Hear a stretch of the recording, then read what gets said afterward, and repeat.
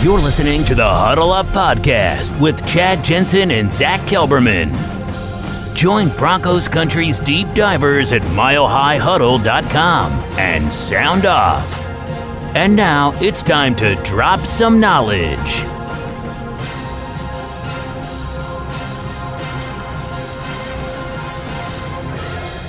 And it looks like we're good. So welcome in, everybody. It is the Huddle Up Podcast, presented as always by Mile High Huddle, and it's powered by Blue Wire Podcast. I'm your host, Chad Jensen. With me is my fellow football priest, still reeling from the experience of our meet and greet on Sunday. We had a blast. We're still basking in the just the glow of that really fun time on Sunday. It was so cool meeting so many of you. But Zach, how you doing today, brother? Doing pretty well, Chad. How about you? You know, I'm doing pretty dang good. I'm excited to see. News broke, of course, today. Vic Fangio announced Mike Boone has been designated to return off of injured reserve, and he's the running back. For those going, Mike who? Mike Boone is the running back. Now, most of our audience, very educated, following every single day. They know these names, but you never know. Mike Boone, the Broncos signed to a 2-year deal. As Philip Lindsay was going out, he was coming in, 2 ships in the night. And then he got hurt in the first, right before the first preseason game, Zach. But he is a key special teams guy. That's one of the things that attracted George Paton and Vic Fangio to him. And so he might not come back, Zach, and get a lot of carries in the offense. But do you think he's a guy that can come in and make a difference on special teams? I mean, ostensibly, yeah, on paper, but I think this could be a pass-catching option after the Broncos lost Jerry Jeudy and KJ Hamler. You know, an extra person out of the backfield to catch passes. The running game, I think, is pretty well taken care of with Melvin Gordon and Javonte Williams. I don't think he's going to add much there. But like you mentioned, special teams, the more the merrier for Tom McMahon to hopefully keep that unit at bay. But I think maybe on third downs as another pass-catching option, I think that's where Mike Boone could fit in. Yeah, it'll be interesting. I mean, I think they plan on, just because he's returning to practice and just because they've designated him to return doesn't guarantee that he's going to return for this game. Although I would be surprised if he doesn't, because Zach, in real time, we're talking about preseason game 1. What was that? The third week of August. I mean, he's going over 4 weeks of real time of being sidelined. I want to say that quad originally, you might remember, because I know you had the article for us. I think it was a 4 to 6 week timeline. So I'm guessing this dude's healthy. They're just trying to get him back into, some football conditioning in time to make an impact on Sunday. But that's what they need. Whatever he can do to kind of take some of the pressure off Melvin Gordon and Javonte, great. But they need some competency on their return teams on specials. Yeah, I mean, like I said, the more talent, the better for an inept coordinator like Tom McMahon. I just don't think one player, especially a running back, is going to change the dynamics of that side of the ball. But, more talent, the better. Some very interesting news happened. A couple of things happened yesterday while we were off, as it often does. I mean, we get the benefit, Zach, of all our shows end up being on game days, so we get to do the gut reactions. But I guess the wheel of karma, right? It is balanced, and one of the downsides to that is we end up missing a lot of the news sometimes during the football week. Yesterday was actually quite busy with some news. Number one, the Houston Texans tried to sign Brett Rippon off the practice squad onto their active roster. George Paton brought him up into the office and said, "Hey, they want to sign you. I'll sign you to our active roster. Which one do you want to do?" And he chose to stay with the Broncos. And here's Michaela, the Duchess. What's going on? She's rocking her new swag. I'm glad to see it finally got to you. Love you. She says, "Do you guys think Brett was activated because they are shopping lock?" Thank you for the swag. Zach, activated, that's not quite the verbiage. He was promoted, let's just say, or signed to the 53-man roster only to preserve him from the organization, basically, from losing him. If they're going with Rippon as a number 2, I think that's a step down based on upside that you want in your quarterback. He is the safer option at quarterback, though. I don't know that it means that they're shopping Locke. I think they just wanted to protect Rippon. I think this is less of an indictment on Locke and more of a compliment toward the view of Brett Rippon within the Broncos organization. He's a smart, heady player. He's a good guy to have in the locker room, and they didn't want to lose him to either. I heard the Browns and the Texans were 2 teams that reported that were interested in poaching him. So I think it was the Broncos just being on top of things. Listen up, Broncos country. TickPick should be your first choice to buy football tickets because they save fans money by never charging any service fees ever. TickPick is the exclusive ticketing partner for the Huddle Up podcast and the Blue Wire Network. Denver Broncos football is finally back, and there's no need to exhaust yourself searching all over the internet to find Broncos tickets anymore, because TickPick, that's TickPick, is the original no-fee ticket site and the only one you'll ever need as your go-to for all NFL tickets. TickPick got rid of all those awful service fees that the other ticket sites charge, which lets them guarantee the best prices on all of their NFL tickets. Don't believe it? If you can find better prices for the same seats on another ticket site, TickPick will give you 110% of the difference in the purchase price. That's right, guys. When we were searching for tickets for the MHH meet and greet for Week 3 at home, Broncos versus Jets, TickPick had us locked down. So visit tickpick.com/huddle today and use the promo code HUDDLE to save $10 on your first order of Broncos tickets. The other little piece of news, of course, is, and by the way, Dylan, yeah, buddy, it was great meeting you on Sunday. One of my laments of that day is that there was so much going on between the game and the meet and greet, the setting up, the tearing down. And then after the game, we come back, we're doing the gut reaction, stadium authorities trying to rush us out the door. So we were just very pinched on time. And even after, when we got back to our home base, a lot of the guys went out for a bite. I had to stick around, get some things done because the content, you're a slave to the grind in this business. So I wish I could have spent more time with you, Dylan, but it really was great to see you. The Broncos, Zach, signed a wide receiver to, I'm going to use your word here, ostensibly replace the speed dynamic lost with KJ Hamler. David Moore. And a lot of people are going, who? Former Seahawks guy. Had a career high just, a year or two ago. He had 6 touchdowns for the Seahawks. Broncos signed this cat. Similar question to you as the Mike Boone question. Can fans realistically expect this dude to be a difference maker? He was during his short stay with the Seahawks and, what he's done around the NFL. I think KJ Hamler has once in a, I don't want to say generation, but it's pretty high-end elite speed. I don't think David Moore is KJ Hamler in terms of game-breaking ability, but if David Moore can stay healthy and David Moore can be speedy and run some 9 routes, I think that can help the Broncos offense. But really, how much of a component was KJ with a quarterback like Teddy Bridgewater, who likes to keep it fairly short, and with a coordinator like Pat Shurmur, who likes to keep it fairly short? He was always going to be a weapon, but the fact that they weren't getting the ball in the weapon's hands, if you want to use transference to David Moore, it seems like he's going to be what KJ Hamler was, which is a rarely used option. Yeah, he's a plausible threat. And that's really all you need is, hey, once or twice a game, make sure you let the defense know that you're going to test them with that vertical speed or some kind of, even if it's horizontal, using that twitch. I haven't done as much study on David Moore as I would prefer. He's only been a Bronco for a little over 24 hours, but still, I'm not sure he has the same short area quickness, that burst, that twitch that KJ has, but I do know he's got the speed. I think he's a 4.3. Scott, he's a 4.3 something guy, right? The David Moore. Either way, this dude's got wheels. So if you can work him into the offense with relative alacrity, get him on the field, all it takes 1 or 2 shots down the field. Even if you don't connect on him, the defense is going, all right, when this guy's on the field, we got to respect the possibility that they might go after him vertically.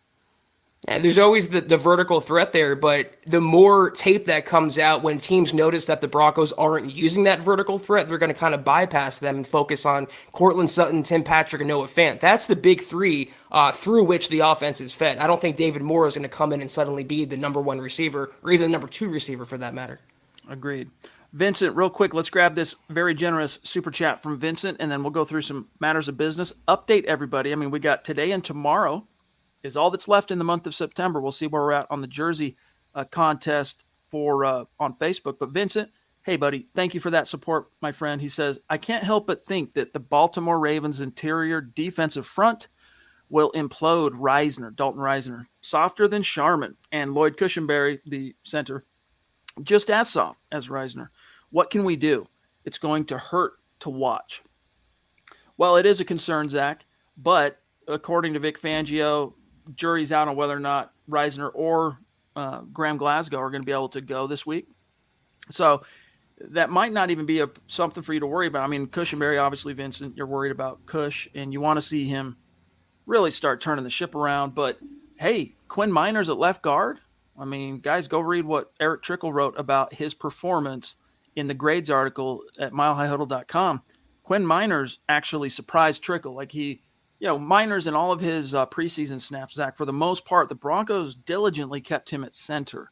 And he came from the college ranks, D3, yes, but college ranks as mostly a guard. And so he was kind of a little bit of a fish out of water doing all that center stuff. And so it's kind of understandable in hindsight that he might not have looked his best. At left guard, though, against the Jets, he looked really good. And we were there to see it in person. So maybe, Vincent, you don't have as much to worry about as you think. I just don't get calling Cushenberry soft when he played every offensive snap last year and he's not injured like Reisner and Graham Glasgow are. I wouldn't necessarily say he's soft. I understand he's not a popular player within the fan base, but I think he's taken a step forward in his second year, and I think he's improving at the pivot. Hey, we got Zeus flexing in the house. Love you, Stu. Thank you so much, brother. We really wish we could have seen you on Sunday, but hey, we understand you have a life. You probably, I know you got a mortgage, you got bills to pay, mouths to feed, fish to fry. We get that. Maybe one of these times, though, we'll get a chance to meet you face to face, and thank you in person for just all you do for MHH and what you've done from the very, very beginning when we started doing these podcasts as live streams. So love you, Zeus. Thanks, dude. All right, real quick, some matters of business, and then we'll dive right back into the chat, in the content. Lots to talk about tonight. Here's the update, gang, on where we stand on the Justin Simmons jersey. We're at 97% complete to the goal. For those of you scratching your head, wondering what we're talking about on Facebook, we have a goal of 250,000 stars in the month of September. When we reach it, we are going to raffle off a Justin Simmons jersey, as you can see here. And the only people in the running for that are those who contributed to the stars. And the stars are a way that we as a channel and the individual podcasts, it's a way that we can make money. All right. And you guys are supporting us big time, and we appreciate that. Here's where it stands. People with the most stars that contributed to the goal are going to have the most tickets in the hat and so forth. So here's how it looks right now. Mama Muti is at the top. Michael Ronquillo right there at number 2. Randy Jones. And Randy, I am trying to find out the tracking number on your hat, my friend. The same goes for Travis Weber. Randy Jones at 3. Zeus at 4. Joshua Shadow at 5. Travis Weber at 6. Gary Leeds Palmer at 7. Chris Hernandez, veteran of the United States Air Force, at 8. Shane Daniels at 9. Great to meet you on Sunday, Shane. And Claude Riley at 10. And then just a few names outside the top 10. Andrew Baker, was great meeting you as well. And the reigning champ who won the Von Miller jersey last month. Howie freaking day right there. So we appreciate you guys very, very much. And I just realized I don't have the super chat rankings pulled up. I don't know if you can grab that for me, but either way, we'll flash that here in a second. We appreciate you guys. So we got tonight and we got tomorrow's shows to try and close the gap, bridge that gap to make sure we hit goal. Guys, here's how you connect with us on social media. We love connecting with you. Keep the conversation going outside these live streams at Huddle Up Pod. And here you can see it, Michaela at number 1. So what we're doing on Super Chat for our YouTube audience, for our YouTube community, we're also raffling off a jersey, a Justin Simmons jersey. The top 5 finishers on Super Chat cumulatively, their names go into the hat, draw out. They get a chance to win that. And it's Michaela at number 1, Chris Hernandez at 2. Man, love to see that. Thank you, Chris. Mark Langley down in Georgia, another guy that Zach and I talked about over the weekend in Denver. Man, really wish we could have seen Mark Langley. Zeus on both lists. Love you. The Queen right there at number 5. And then just a few people outside. Seth Harmon, Brian Greenfield, Naj. It was great seeing Naj. Naj, man, again, shot of life. Someone asked me to describe, hey, what's Naj Al-Taf like? I'd say he's a shot of life. Kiaka as well. It was really cool hanging out with you, my friend, and going to the game together. Simon Casey, appreciate you guys. Really do. So we'll look forward to doing the drawing. What is it? So today's Wednesday. We'll do the drawing Sunday night. Gut reaction. We'll do the drawing for the Justin Simmons jersey. All right, let's see. We'll come back to some other stuff on matters of business. Let's get back into the conversation here. The Denver Broncos, Zach, as far as the injury report, here's how it's shaping up. Let me do a quick share screen here so everyone can see what the players, how the participation looked today. And I want your insight on this here, Zach. Graham Glasgow and Dalton Reisner did not participate. Melvin, he's got a ribs thing. Maybe it was that hit from C.J. Mosley, heard round the world. Limited. Andre Mintz, rookie rush linebacker, hammy, limited. Mike Purcell, that concerns me, Zach. I got to admit. This one here bothers me a little bit. Shelby's got a wrist, but he practiced in full. Malik, ankle, full. Justin Sternad, full. Anything jump out to you here? Well, wasn't Purcell listed as questionable last week, and he played through that? So I'm not too worried if he gets in a limited practice. Sometimes these vets, they don't need more than a limited practice to go, and I'm not worried at all. It seems like pretty standard stuff there. The tomorrow's practice, though, another DNP for Glasgow or Reisner would cast a lot of doubt on their availability for Sunday. So that's the only thing to monitor here from the injury report. But you know what? If Reisner is a no-go, I mean, we've already kind of gotten to see, we've got a good beat on what Netani Muti is able to bring to this offense, especially as a run blocker. And we've kind of been able to quantify that with he hasn't got a lot of exposure, Zach, but enough to kind of know what you've got in Netani. And there's a lot there actually to be excited about. Quinn Miners really, really impressed me against the Jets. And that's, again, I mean, they don't get very much respect, Zach, but that Jets defense, remember when we were doing the head-to-head, guys, and we were looking at Broncos, Jets, and all the green, the top 10 rankings that defense had? I mean, that was a really good defense, and Quinn Miners more than held his own.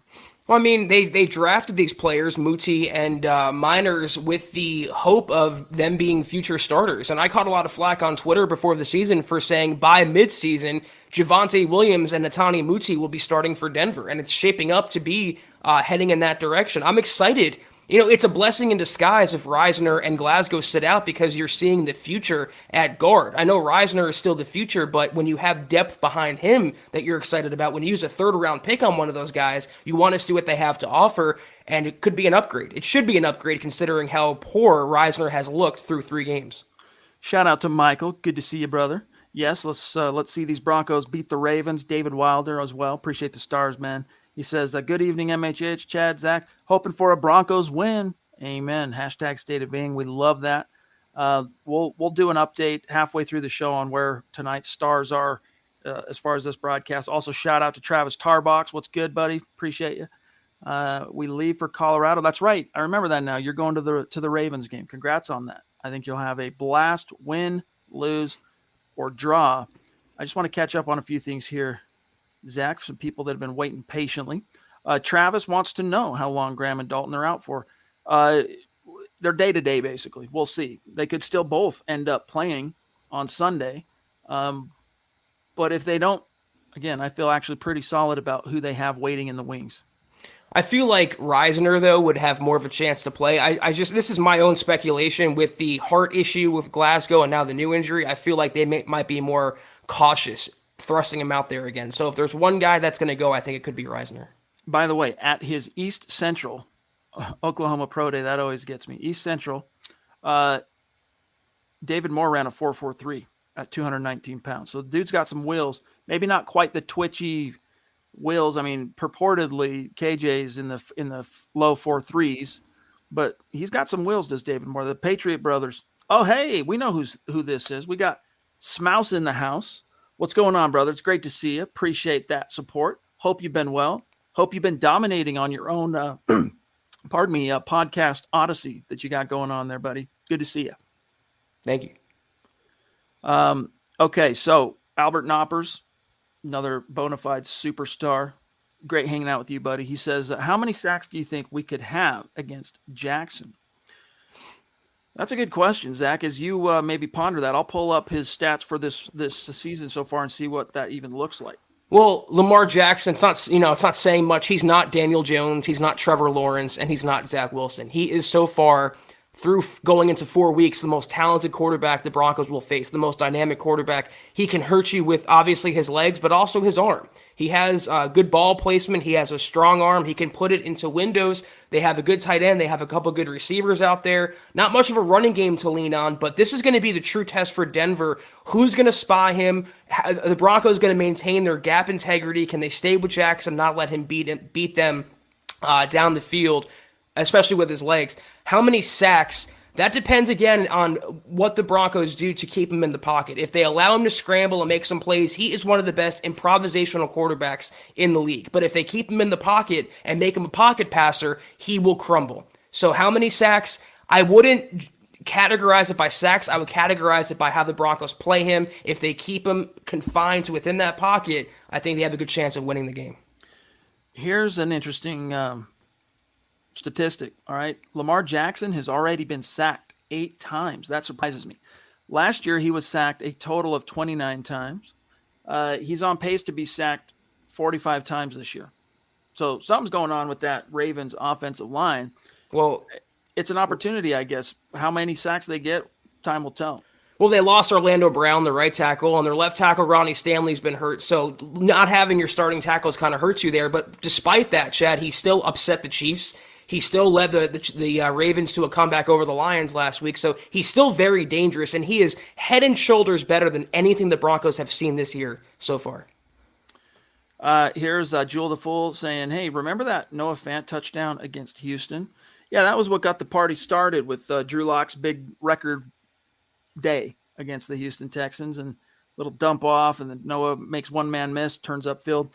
I also remember that big catch and run, Zach. I want to say it was 70 some odd yards against the Browns his rookie year, week 9. We need to see some of those big impact plays from Noah. And I've seen a lot of fans, Zach, just since Sunday, who have opined via comments on the channel, comments on our site, comments on social media, that Noah Fant looks slower. I got to tell you, I am not seeing that. I don't think he really looks slower per se.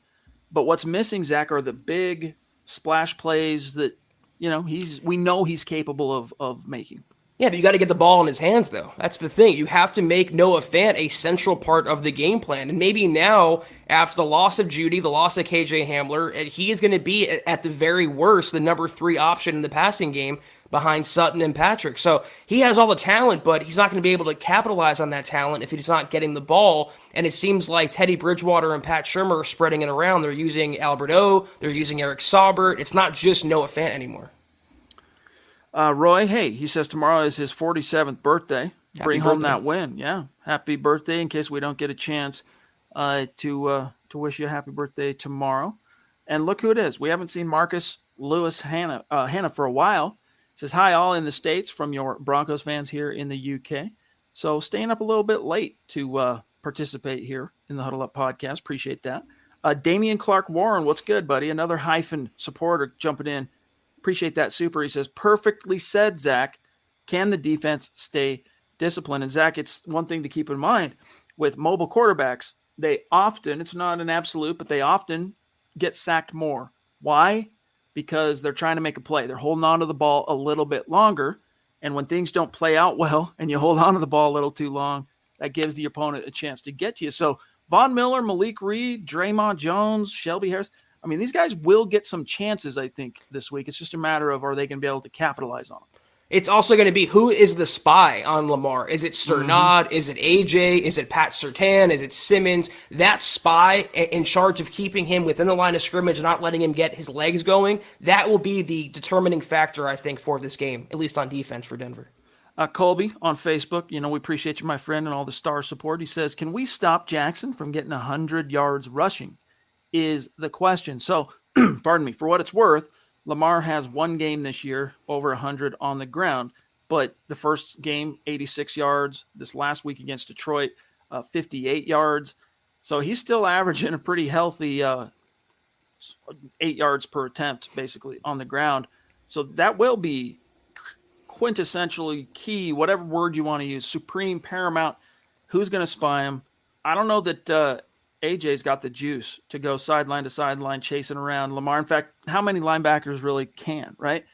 But maybe if you're looking to tap a guy that has the best potential skill set to do that, it's Justin Sternad as far as role, and maybe even Baron Browning. But what do you risk by putting Baron on in terms of his relative inexperience? Exactly. Yeah, I don't think Fangio is ready to trust Baron with that important of a role. I think it could be Sternad. It could be someone like Pat Surtain, who can be that movable chess piece on Sunday, considering the Broncos have their cornerbacks and the Ravens don't really have much of a receiving threat beyond their two receivers and their tight end. So it's going to be interesting, and if they can keep him within the line of scrimmage, they have a really good chance of keeping that Ravens offense down. They're going to get yards, they're going to get points. It's a matter of how many are they going to get. By the way, really cool distinction. It's obvious, but it didn't really occur to me until today, listening to Teddy talk, that this is the first time he's going head-to-head with Lamar Jackson. And Lamar Jackson, of course, they're both from Southern Florida. They both went to Louisville, right? And they have a similar upbringing, similar story, being raised by a single mom, going on to have great success and whatnot.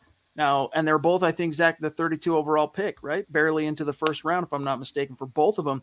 And so, the game respects game. They got a lot of ties. They come from the same part of the state in Florida.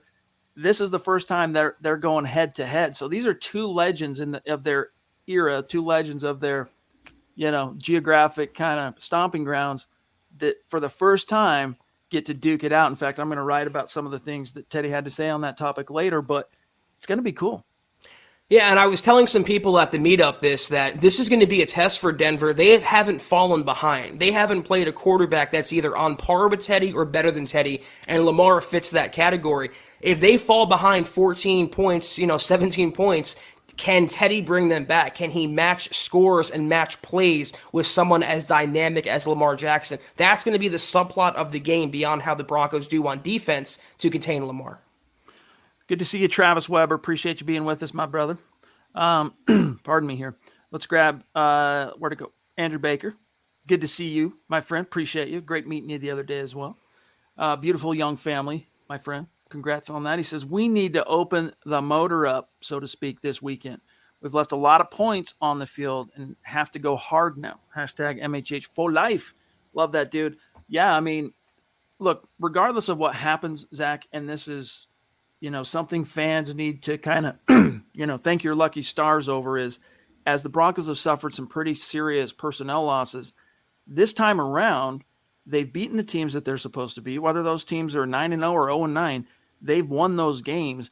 And so as they navigate these next few weeks and kind of learn how to live life without those players that they've lost in the past 2 or 3 weeks, they gave themselves a little bit of rope. Now, that's not an excuse to mail it in and just let, Baltimore and Pittsburgh and Cleveland or you name it, walk all over you and just win laying down. But it's perspective. If the Broncos somehow come out on the losing end of this one, Zach, they bought themselves a little bit of rope. Yeah, I mean, it's nice to be at worst 3-1 coming out of Sunday, but they're not going to keep up in this game if the red zone offense sputters like it did against the Jets of all teams, Chad. The Ravens defense is better, and obviously the Baltimore offense is better. They can't have first and goal at the 1 and not come away with a touchdown or points in general. This is a game where they have to capitalize within the 20s and get 6, not 3. Tony D.A. Dub, another superstar who traveled from afar.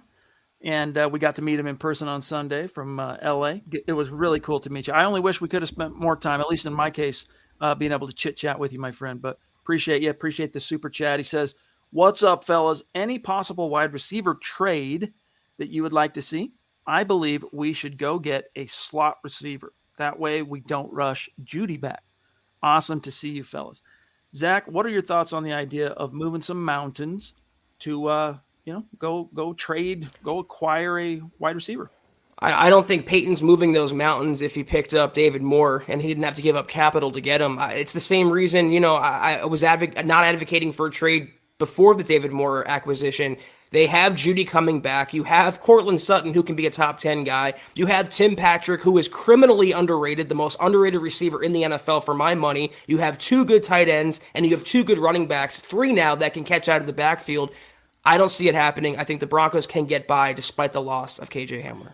There is an article coming out tonight on milehighhuddle.com. It will publish sometime shortly after the end of tonight's live stream from Lance Sanderson. And in that article, he details 5 wide receivers around the league, some of which are free agents, some of which you'd have to, give something up via trade. And the Broncos could look at, like, maybe the David Moore thing, he can't move the needle initially. You got some time until the trade deadline. So who else is out there? And I'm not going to spoil the piece because I want you guys to read it, but I'll give you one name to preview, and that is Brandon Cooks. Zach, would you be interested in the Broncos giving up anything? This dude's looked good for the Texans thus far. Well, the Texans would have to be open to trading him, number one. Number two, if they weren't getting the ball in KJ Hamler's hands, why would you take on Brandon Cooks' contract, which I'm assuming is fairly hefty, and give up a draft pick on top of that for a guy that won't be your number one receiver, won't be your number two receiver, and might not be your number three receiver in this offense with Teddy and Pat Shurmur? So I'm not on that train at all. Miss me on Golden Tate, miss me on Brandon Cooks. I'm going to war with the players the Broncos still have left. So for what it's worth, Zach brings up an excellent point. He's on the books this year for $5.5 million. All right, but next year his base salary climbs to $12.5 million. So that's a considerable sum for a guy that, you already got the dudes on roster who are factoring into your long-term picture. Aaron, what's going on, buddy? Good to see you. Thank you for that super chat, brother. He says, what's up, guys? Since this is Lamar's first time ever playing in Denver, do you think that the altitude could play a factor for us, knowing that he's great, he's a mobile running quarterback? That's an interesting question. It's an interesting point. But, I think it ends up in many cases, as much as it can be an attribute, it can be a benefit for the Broncos playing at altitude. Sometimes I think that gets a little bit overblown in terms of its importance. I think it affects more, the bigger, heftier dudes out there lumbering around at 250 and above than a young guy or, quick, fast, whatever Lamar is, 210 pounds, 220 pounds. What is Lamar? I'm going to look that up real quick. Lamar is 205. 212. Wow. So, he's a guy that can be okay in series and then come off to the sideline, huff some O2, no problem. But who knows? Hopefully it does affect him, but it is his first time. We'll see. You know what, though? If the Broncos are going to beat him, Chad, I'd rather the Broncos beat Lamar Jackson at full strength. No excuses, no altitude excuses. I mean, if I want them to take it to the Ravens and walk away with a convincing victory, and I think they have that potential. Our friend Jeremy, a Mount Rushmore superstar here at MHH, checking in, pardon me, on Twitch, and he says, do you still think the GM cleans house as far as the coaching staff this year? That's always been contingent, my brother, on whether or not the Denver Broncos make the playoffs. Right. If this trend of, winning, if Fangio can keep this thing up, and not go undefeated, obviously, that's frankly, it's just not going to happen. But if this team makes the playoffs, Fangio's not going anywhere. If they don't, it depends probably on what the complexion of that failure to make the playoffs looks like. But right now, it's really a non-issue because, hey, they're 3-0. No one in Denver, I think, in that front office, the CEO, Joe Ellis, Elway, the president, no one's really thinking about moving on from Vic right now because you're 3-0. Yeah, no one's really thinking about 22 just yet, nor should they. Ask us again, Jeremy, at midseason when the record kind of plays out a little longer and they've played more quality opponents, and we'll tell you which way the wind is blowing. But if they have a winning record or, like Chad said, a playoff berth, Fangio's not going anywhere, and nor is Teddy Bridgewater. All right, I got to shout out the stars tonight that people are throwing down. We appreciate each and every one of you. And we got to hit that goal, guys. We want to hit that goal. We want to raffle off the Justin Simmons jersey. We started tonight at, what was it, Zach, 97%, Mm-hmm. right?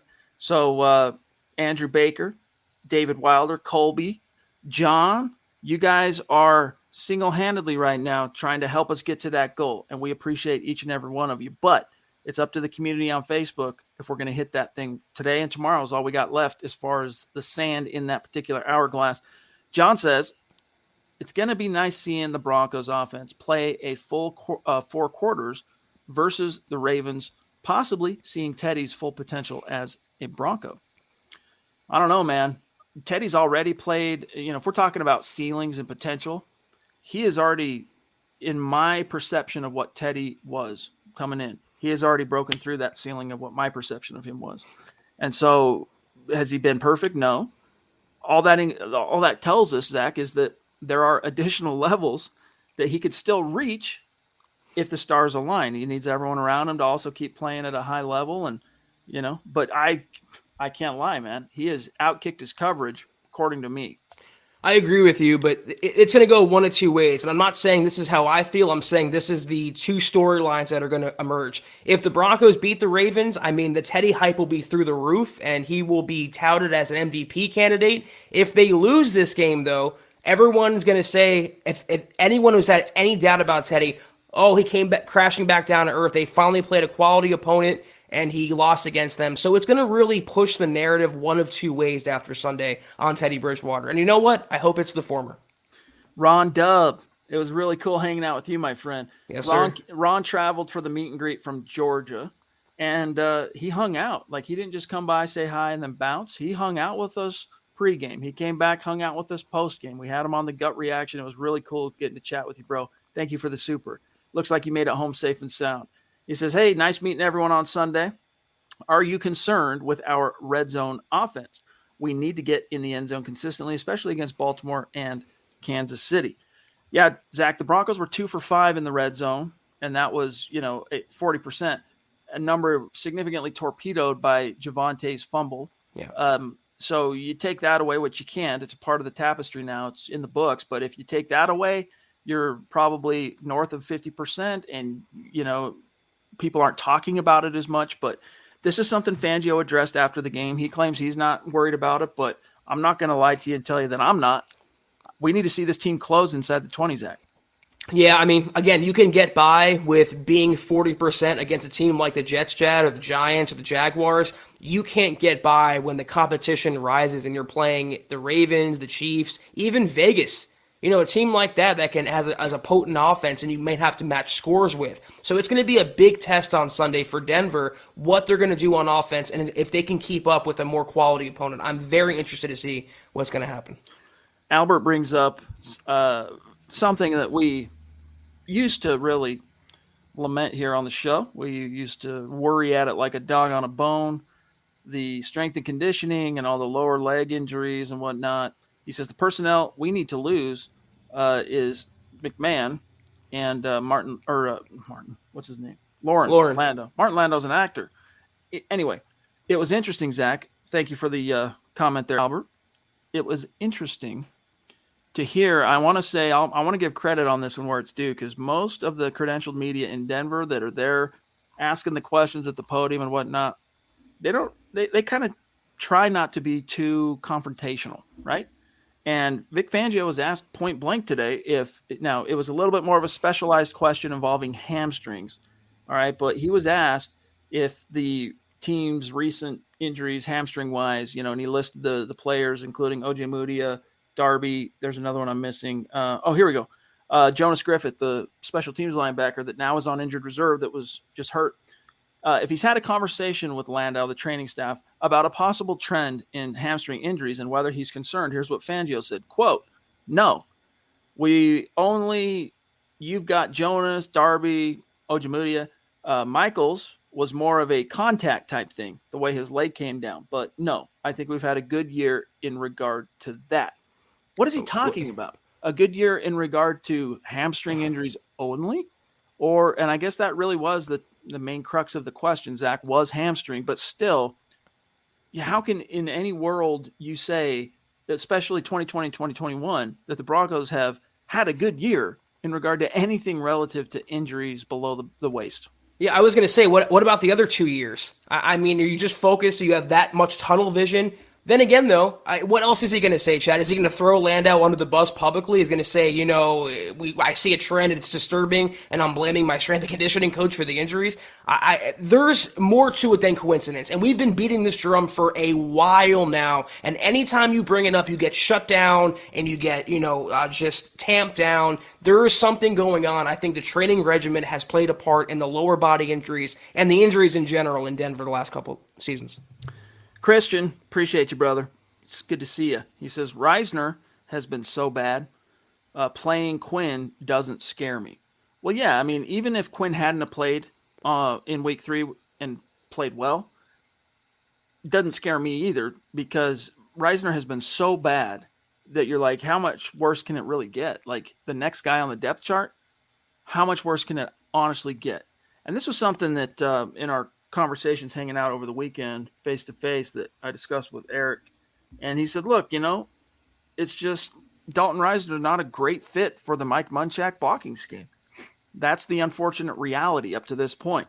And so whatever you miss, in what Dalton Risner brings to the table as a leader and as kind of an emotional firebrand that keeps his guys stoked. I mean, Zach, did you notice, for example, before he went down in week 3, Dalton Risner, man, like he was in between snaps, in between series, constantly trying to rev up the crowd. Like the dude is just a ball of energy, and he sets a tone. And that's not something that you should look past too far. But at the same time, the play has not been commensurate with that. And so that's the unfortunate pickle the Broncos find themselves in with Risner. Exactly. I don't really care if he's a ball of energy. I don't care about any of those intangibles. I want the best play on the field and the best players on the field. And Risner hasn't been that. But you have to wonder, like you've brought up before, is he playing out of position?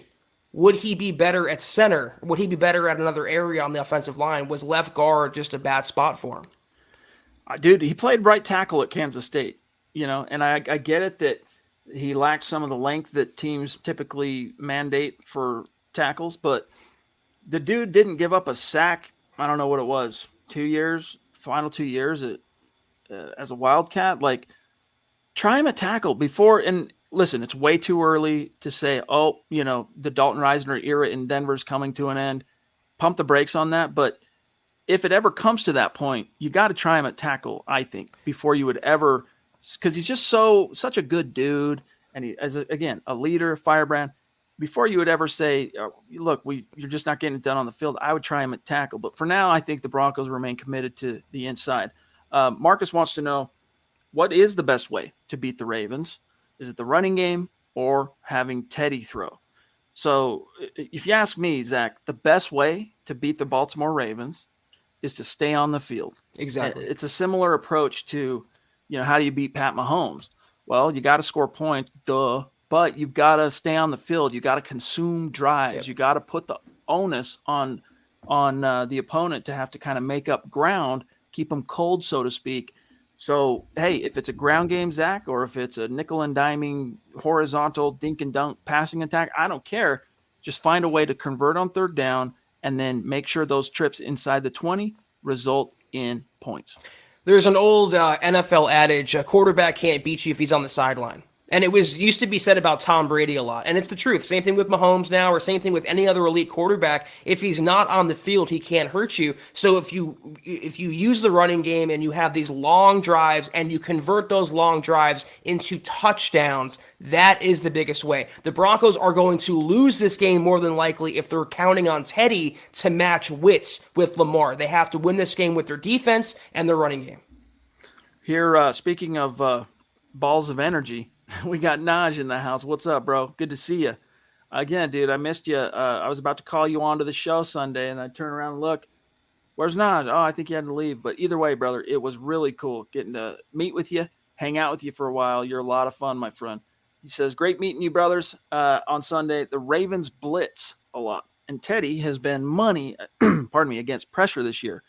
Do you think Spencer Deontay can be a viable option to stretch the field against those all-out blitzes? Zach? Well, obviously, George Payton doesn't think so, or else he wouldn't have claimed David Moore, who's a speedster. Deontay Spencer's a placeholder wide receiver, and if they were healthy, the Broncos, with Jerry Jeudy and KJ Hamler, Spencer wouldn't even see time at receiver. He's a strict punt returner as far as I'm concerned. So theoretically, with his speed, he could, but would you count on him to reel down a pass when you throw it to him down in coverage? I don't know that I'm there quite yet on Deontay Spencer. Your Place Coffee is not a name I recognize in our chats, but welcome. Appreciate you being with us. Teddy has not scored 30 against these low-quality teams. Is that any better than the last 5 years? Well, here's the thing you got to keep in mind, all right, on that. The Broncos, what do you do when you're an NFL team? We're not talking about college where they're running up the score any given chance, right? In the league, because rosters are more finite, healthy personnel is a much more precious commodity. NFL teams, when you go up 2-3 scores in the second half, they dial it back. You're not trying to roll out every wrinkle and, cool feature of the playbook. You're playing it a little bit more conservative. You're just kind of trying to grind it out because you've got this in the bag. So that's part of the complexion here of what, Zach, the Broncos offense, how they've produced points wise is, I think if these would have been shootout type games, let's say the Broncos defense had just been completely horrible against these teams and you had to go blow for blow, toe to toe every time you step on the field. If you don't get a touchdown, I mean, Peyton Manning, Tony Romo, circa 2013, then I would bet dollars to donuts based on what we've seen that this is a team that would have been getting over 30 points. But they really haven't been in a position where they've had to do that.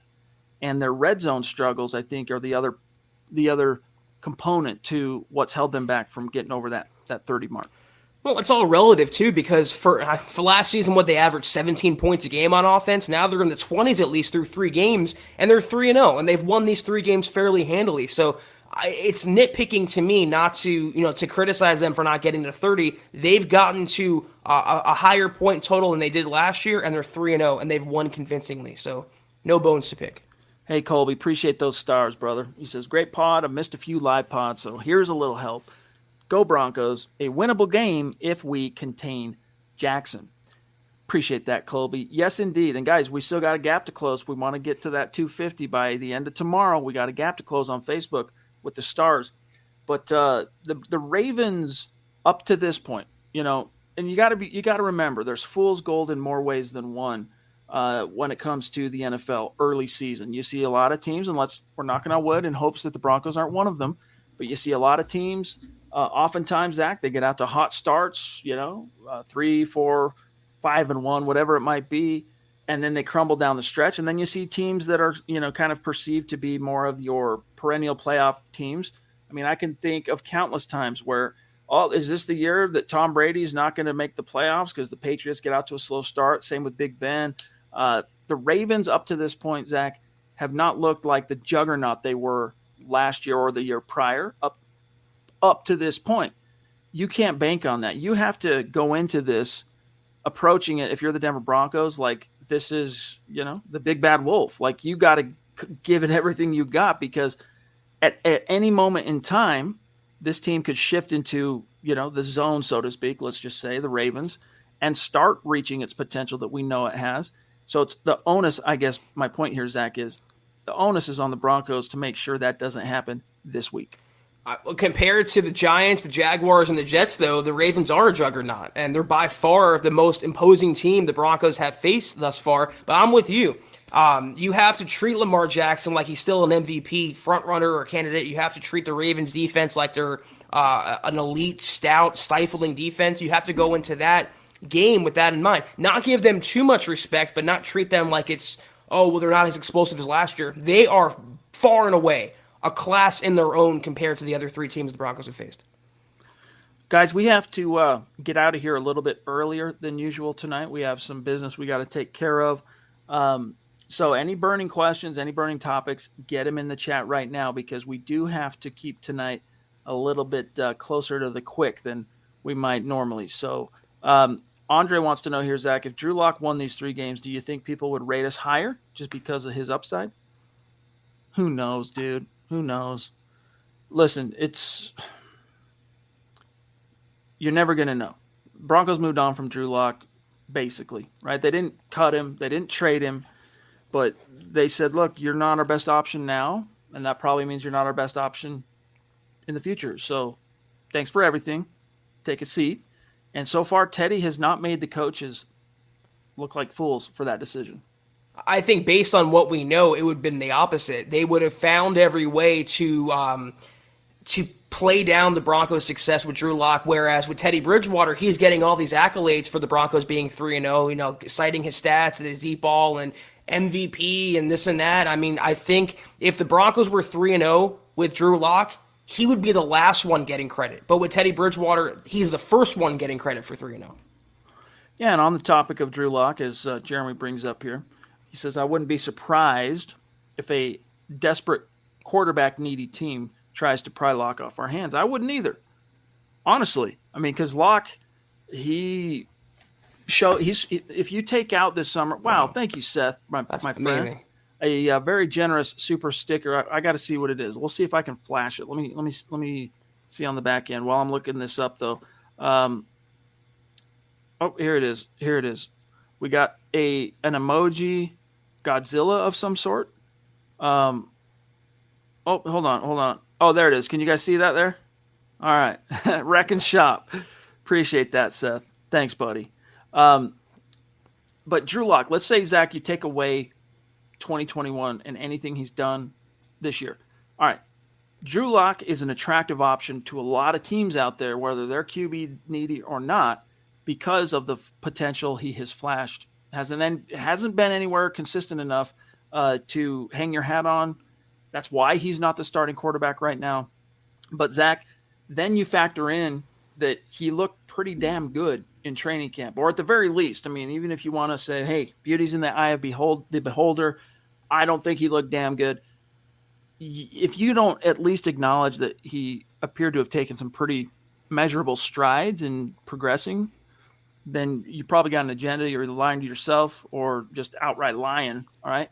Drew Lock took steps. So my point here, Zach, is I can promise you the phone has probably rang more than once. Teams just checking the temperature with George Payton on Drew Lock. Well, what quarterback needy teams are out there right now? Even teams that lost their quarterbacks. I mean, look at the Dolphins. They lost Tua, and they had Jacoby Brissett almost beat the Raiders. You have the Texans. Tyrod Taylor even look good there. They have Davis Mills now. I mean, I don't see a team that's going to reach out for Drew Lock, considering his stock, is kind of low right now after losing that competition, like you said, to Teddy Bridgewater. So I think he's here to stay. All right, guys, last one here from Cody Dubb. Hey, bro, appreciate that. He says, is 30 points easy with no hiccups? I'm not sure what he's really asking here, Zach. I think if the Broncos play like a flawless game, is 30 points achievable or easy? And I think it definitely is. No doubt. And that's part of the point I was trying to make earlier, is you haven't seen this team play to its potential in more ways than one. And I think largely you haven't seen the coaches anyway, try to play the potential because they haven't had to. They've gotten out on top of every opponent quite early. And, so they've been able to, not quite mail it in. I don't want to make it sound like it was, that dominant. The Jets game is one thing, but still, the Pat Shurmur, look, when you've got this thing well in hand and it's the third quarter, you're not calling all the best plays. Why would you? You don't want to put that out there when you got this game in the bag. You're going to hold on to that stuff. So I think the best is still yet to come, even with the personnel losses that you've seen this team suffer on the offensive side, which up to this point, let's face it, Zach, quite considerable.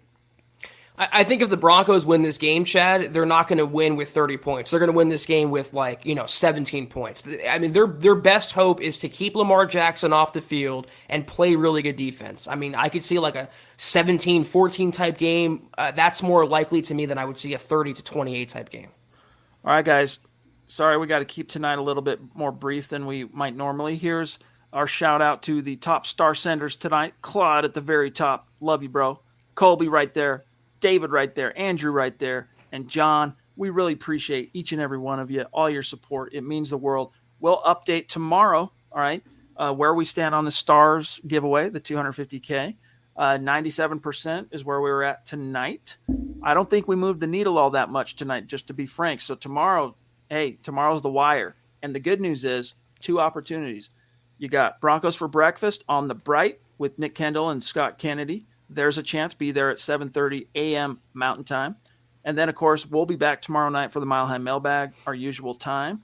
We'll also, Zach, spend a lot more time tomorrow breaking down Baltimore and looking at these head-to-head comparisons and matchups. And so we'll look forward to that. But, hey, thanks to each and every one of you. Shout out, Mile High salute to the Super Chat superstars. Love you. And with that, my brother, sign us off. Yes, sir, guys. Until we see you guys next time, which is tomorrow night, like Chad said, be sure to follow the Huddle Up Pod on Twitter at Huddle Up Pod. Follow the main account on Twitter at Mile High Huddle. Go to huddleuppod.com and get your swag on. Get yourself a hat. Get yourself a shirt like Chad's wearing. A dad hat. Anything and everything you want in that store. Also follow Chad on Twitter at Chad and Jensen. You can follow myself at Kelberman NFL. If you haven't already, go to facebook.com/Mile High Huddle. Hit that big blue button. Become a supporter today. VIP content. 3 shows. KK, Kelberman's Corner, Broncos Book Club and Trickle Zone. We appreciate all your viewership there, and also facebook.com/MileHuddlePod. Like that page. And if you haven't already, go to Apple Podcasts and leave your football priest a 5-star review for a chance to win some swag each and every month. But if you can't do any of those things, guys, we totally understand. Just do these 3 things: subscribe, like, and share this video and every video you see on the MHH channel. It helps us grow, Chad, and reach more Broncos fans just like you guys. That's right. Love y'all. We'll see you tomorrow. You've been listening to the Huddle Up Podcast. Join Broncos Country's deep divers at milehighhuddle.com to keep the conversation going.